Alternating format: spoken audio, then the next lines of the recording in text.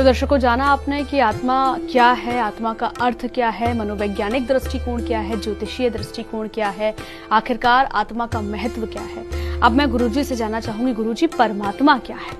देखिए, परमात्मा जो है, जैसा मतलब कहते हैं, जैसे अगर मैं आपसे कहूँ आयुषी जी कि राम नाम में शक्ति है, कि कृष्ण नाम में शक्ति है, कि राधा नाम में शक्ति है, कि खाटू श्याम में शक्ति है, या जैसी श्याम में शक्ति है। शक्ति अगर राम में होती, राम नाम में होती, तो सबका हम आपका भी नाम राम होता, मेरा भी नाम राम होता, है ना। कहीं ना कहीं भाव में शक्ति है, ठीक है। परमात्मा जो है वह कहीं ना कहीं भाव है, जिसका भाव जैसा है उसका परमात्मा वैसा है। भारतीय शास्त्रों में परमात्मा को ब्रह्म के रूप में जाना जाता है, जो सृष्टि का पालन करता और संहार करता है। परमात्मा को सत्यम शिवम सुंदरम के रूप में वर्णित किया गया है, जो सत्यम यानी कि जो कल्याण और सौहार्द या सौंदर्य का प्रतीक है। भगवत गीता में श्री कृष्ण ने परमात्मा को योगेश्वर और परमेश्वर के रूप में परिभाषित किया है, जो पूरे ब्रह्मांड का संचालन करते हैं।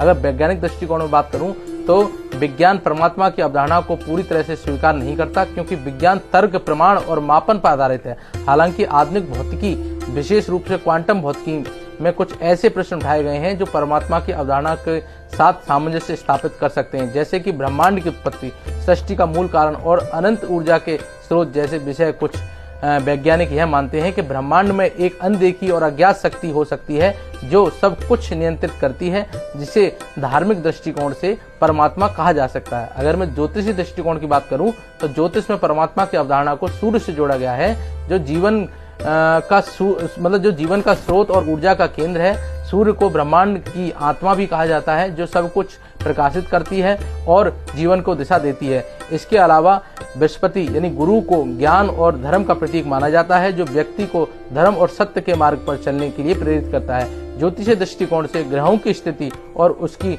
ऊर्जा व्यक्ति के जीवन में परमात्मा की उपस्थिति और उसकी दिशा को दर्शाती है। अगर मनोवैज्ञानिक दृष्टिकोण की बात करूं तो मनोवैज्ञानिक दृष्टिकोण में परमात्मा की अवधारणा को मानव आध्यात्मिकता और उच्च चेतना के रूप में देखा जा सकता है। आध्यात्मिकता व्यक्ति के मानसिक स्वास्थ्य, भावनात्मक संतुलन और जीवन में उद्देश्य खोजने में महत्वपूर्ण भूमिका निभाती है। परमात्मा की उपस्थिति में विश्वास व्यक्ति को मानसिक शांति, सुरक्षा और सांत्वना प्रदान करता है। यह विश्वास व्यक्ति के जीवन में चुनौतीपूर्ण समय के दौरान उसको सहारा देने का काम करता है।